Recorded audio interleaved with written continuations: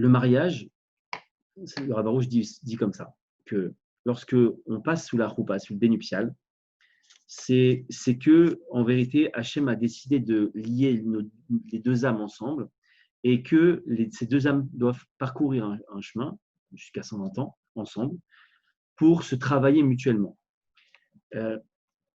Donc, le travail, il se fait sur les traits de caractère. C'est quoi les traits de caractère? Évidemment, la plupart du temps, très souvent, on est touché sur la colère, sur la patience, sur toutes ces choses-là. Bon. Maintenant, le divorce, il est très problématique. Pourquoi il est très problématique? Parce qu'en vérité, il annule ce travail. Il annule cette mise en place de prière l'un pour l'autre. On l'a déjà dit dans d'autres coachings de groupe, mais vous savez que si vraiment vous aimez l'autre, si vraiment vous voulez que l'autre s'en sorte, que votre couple s'en sorte, il faut avoir quotidiennement une prière pour son conjoint. C'est très, très important. On l'a déjà dit, mais ça encore, c'est un secret qui fait des millions, mais je vous le redonne encore ce soir. Vous savez que Rabbi Nachman il nous dit comme ça que une personne qui prie pour l'autre, et surtout dans un couple, ça éveille en la personne pour laquelle on prie un sentiment d'amour inexplicable. D'accord? Et ça, c'est extrêmement important parce que tout simplement, ça va réveiller les sentiments qui sont peut-être un peu éteints ou atténués d'une personne qui est mariée et avec qui ça ne va pas. D'accord? Maintenant, le mariage, c'est fait pour qu'on travaille. Alors, la solution aujourd'hui, malheureusement, de facilité, c'est le divorce. Encore une fois, il y a des cas où on doit divorcer, mais ça, il faut aller voir des rabbinim du niveau du Rav Arush, des rabbinim qui savent de quoi ils parlent, pour demander leur avis et leur expliquer exactement ce qu'il y a. Maintenant, divorcer pour, on va dire, des problématiques du quotidien, des disputes fréquentes, une mésentente sur certaines choses ou certains sujets, etc. Là, ça s'appelle on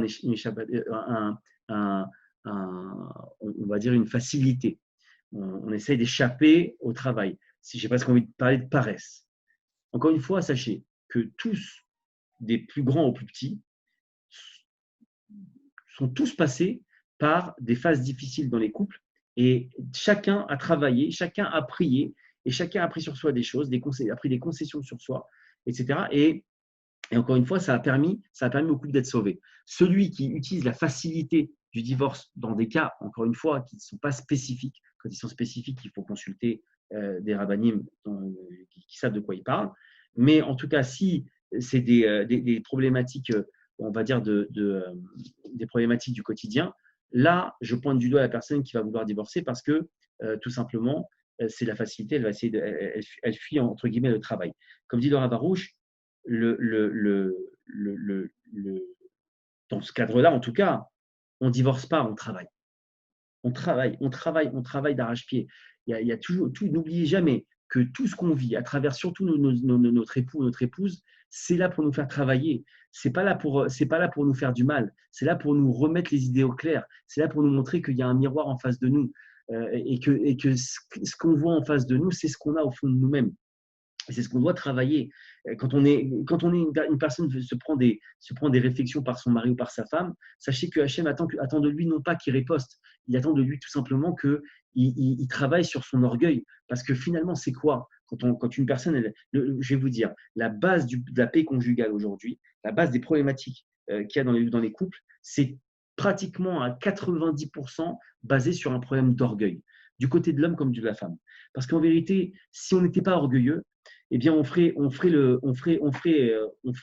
mine de pas relever et tout passerait comme une lettre à la poste et puis ça se calmerait et puis on en discuterait peut-être dans un moment un peu plus opportun pour calmer les jeux. Mais comme la plupart des gens, et je m'inclus avec vous, la plupart du temps, pardonnez-moi, on a des problèmes d'orgueil, on ne supporte pas les cris, on ne supporte pas les critiques, on ne supporte pas les réflexions et effectivement, c'est là où ça saute. Faites l'expérience, faites scanner un petit peu le nombre de fois où vous vous êtes disputé avec votre conjoint, ou avec votre femme, votre mari, et vous verrez qu'en vérité, à chaque fois, quand vous regardez la racine de pourquoi vous êtes énervé, vous verrez que c'est de l'orgueil. pratiquement tout le temps. D'accord? Donc, faites attention à ça. Et un petit conseil que je donne aussi, c'est que ne laissez pas les parents et les beaux-parents rentrer dans vos vies, parce que souvent, c'est des sources de conflits inutiles. Alors, il faut le faire avec le tact, mais en tout cas, sachez que c'est important de ne pas les laisser rentrer parce qu'il y a malheureusement trop de couples qui sont influencés par le parent et les beaux-parents dans le mauvais sens du terme, on va dire ça comme ça, quand c'est des bonnes choses. Après, le travail des parents et des beaux-parents, c'est de faire passer l'information à qui de droit, mais avec tact. Bon, malheureusement, dans à peu près 120% des cas, ça passe jamais. Mais en tout cas, ne pas rentrer dans les beaux-parents là. Ça, c'était une chose. Donc, pour cette dame-là, en tout cas, il faut qu'elle consulte un rave d'un haut niveau qui sait de quoi il parle. Si ces problèmes de shalom bayit, de paix conjugale sont, on va dire, d'ordre qui sortent de l'ordinaire, on va dire ça comme ça. Maintenant, encore une fois, là-dessus, je n'ai pas la précision, mais si c'est quelque chose qui va être qui est du quotidien, alors non, on ne divorce pas. On travaille. On prie, on travaille, on étudie, on prend le jardin de la paix pour les messieurs, on prend la sagesse féminine. C'est des livres du Rav Arush sur la paix conjugale qui ont rabiboché je ne sais combien de centaines de milliers de couples. Et au quotidien, on fait une étude, et au quotidien, on prie pour que ça rentre, et au quotidien, on travaille là-dessus.